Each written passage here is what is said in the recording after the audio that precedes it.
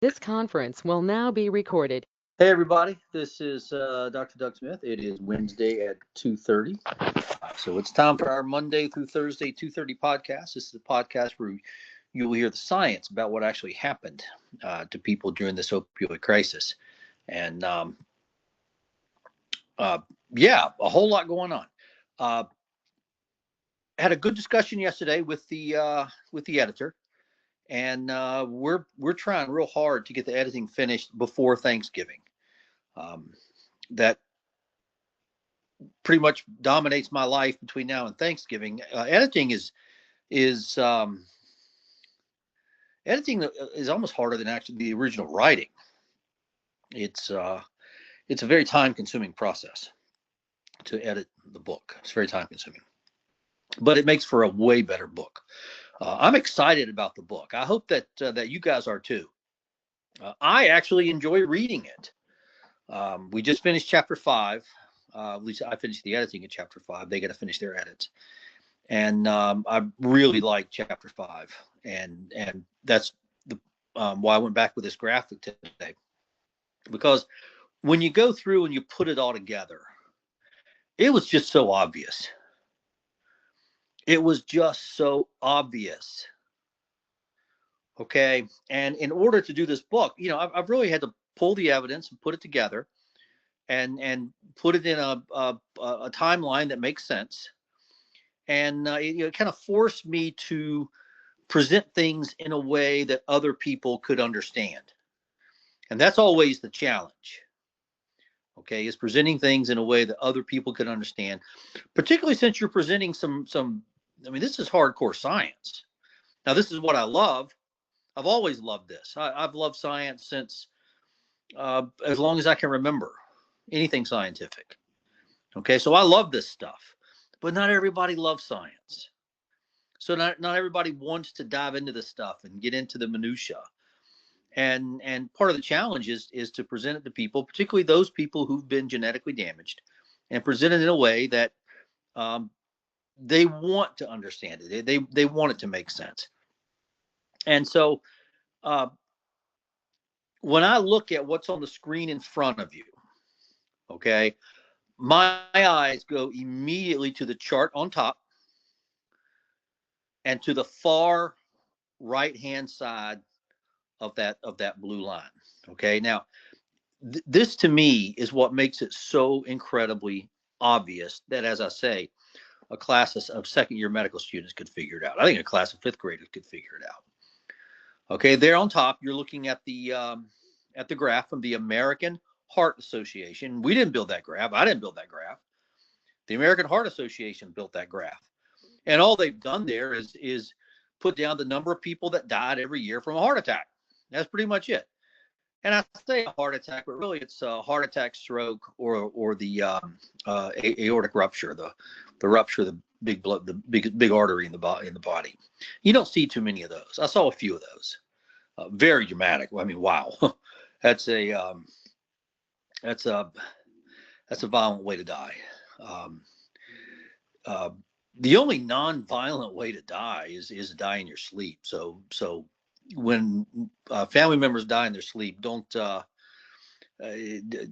regret them. That's a kind way to go, and it's how I want to go. I just don't want to wake up one morning. Just happened to a friend of mine. He died in his sleep, and so I'm sorry that he died, but I'm glad he never suffered, and I'm glad he got the blessing of dying in his sleep. It's a blessing, but the aortic rupture, the tearing apart of the biggest artery in the body, that's a violent way to go. So that's what these deaths are, cardiovascular deaths. Okay, but if you want to call them heart attack deaths, I'm fine with that. Most of them are heart attacks. Okay, and so every year the American Heart Association puts down the number and makes this graph. Okay, and as you can see, since the 1960s, the number of heart attack deaths had gone down every year. Okay, the cardiologists were getting pretty good. Okay, people quit smoking. Okay, the cardiologists were getting better at preventing heart attacks. Okay, the medicine was getting better at preventing heart attacks. Then all of a sudden, there in 2011, you see the numbers start to go back up. Okay. And it takes a lot of deaths to turn a graph like that. Okay. If you take a straight edge, a ruler, and you take it on out to 2025, you're looking at 4 million deaths. This is where we get our 4 million deaths from. Okay. And this graph is from the American Heart Association. It's from the year 2019. And that's a very important fact because COVID didn't start until March of 2020. So this graph is from before COVID happened. And yet, what have you heard about this graph? Crickets, nothing, not a thing in the world. Okay, if you look up what the CDC or the public health experts, if you look up what they say, it all started with COVID. People couldn't get to their cardiologists. That's what happened. It was all COVID. All COVID. Yeah, it's all COVID. No, it started before COVID. So you haven't heard anything at all about this graph. You haven't heard anything at all about this epidemic of heart attacks. Okay. And if you look at the data down below, okay, now I know that graph is intimidating. Okay, I know it is. Okay, science can be intimidating. Okay, and that's why we want you to listen to this podcast. Okay, we want to help you understand because this is the truth. What you're looking at is the truth. What you're looking at is science. You want to know the truth of what happened in the opioid crisis? Okay, it's right there in front of you. And our job is to help you understand what these graphics are telling you. Okay, our job is to help interpret what these graphs are saying. Your job is to come to your own conclusion. We don't tell you what to think. We'll tell you what science says, and you come to your own conclusion. And so there on top, you see the American Heart Association data, and you see that beginning around 2011, all of a sudden there are a whole bunch of heart attacks. Okay, hundreds of thousands. Okay, you're talking about hundreds of thousands of heart attacks every year, 4 million in total, we believe. And then what you're looking at down below, this is interesting. This is a very rare type of heart attack, a very rare type of heart attack. You've never heard of it. Okay, nobody's ever heard of it. Okay, I love the name, Takotsubo cardiomyopathy. Takotsubo is Japanese for oyster pot. And this type of heart attack, when you look at it on echocardiogram with an ultrasound, when you look at it with sound waves, it actually, the shape of the heart actually looks like an oyster pot, thus the name, Takotsubo cardiomyopathy. It's a very, very rare type of heart attack that happens in the presence of adrenaline toxicity, adrenaline poisoning, too much adrenaline. There are 3 adrenalines in the human body, epinephrine, norepinephrine, and dopamine. Okay, and if you get too much of them, you can have this type of heart attack. Okay, we saw it in the emergency department when somebody accidentally gave too much epinephrine, and it happens. Mistakes happen. Okay, I never made that mistake, and nobody under me ever made that mistake. Okay, but I knew of cases where it did happen. Okay, you ask for a dose of epinephrine, and somebody gets the decimal point wrong, and they give 10 times the amount of epinephrine you meant to give. Okay, now you got 10 times, you accidentally got 10 times the amount of epinephrine than you were supposed to get. And there you go. You have this kind of, this is one of the complications. You could have this type of heart attack. So this type of heart attack, Takotsubo cardiomyopathy, you really only see it in adrenaline toxicity. And as you can see, it really didn't exist until about 2007. And then all of a sudden, boom, here it comes out of nowhere. Okay, and this is published data from the American Journal of the American Heart Association, JAHA. This is from the Journal of the American Heart Association, and this is from 2020. Okay, we had predicted that this would happen. Okay, we had predicted that there would be an epidemic of Takotsubo cardiomyopathy. We had predicted it.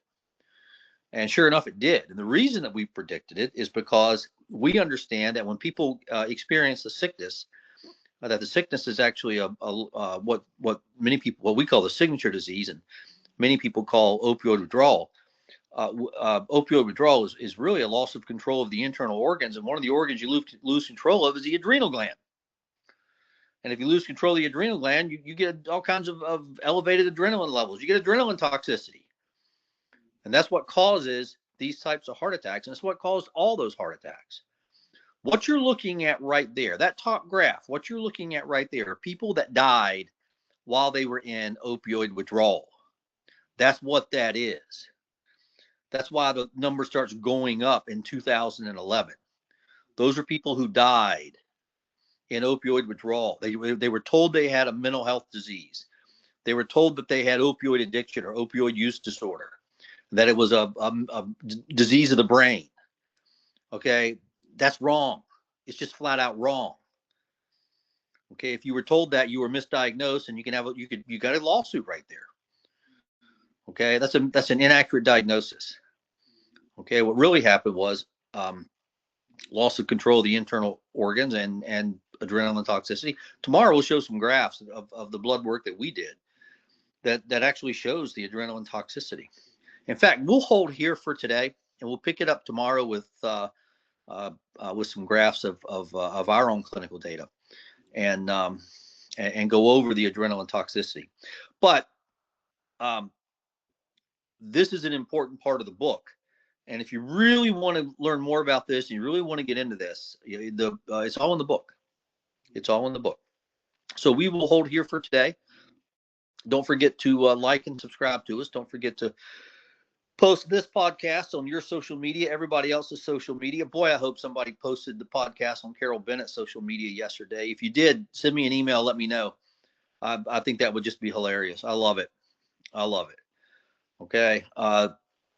And we'll hold here for today. Everybody have a great evening. We'll see you back tomorrow. Everybody, don't forget to send Alex a thank you note.